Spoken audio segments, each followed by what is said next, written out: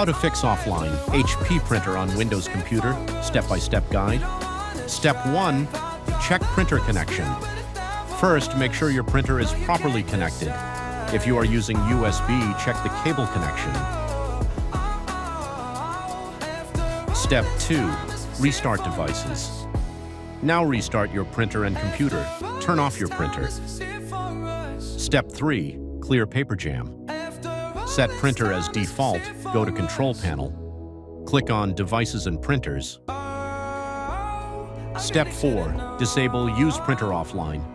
Open Devices and Printers, right-click your printer. Uncheck Use Printer Offline.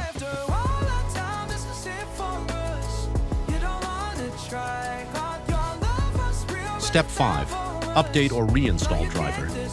Go to Device Manager, update printer driver.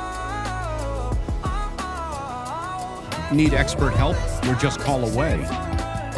Contact us anytime, 24/7 support. Call us +1 888 768 4674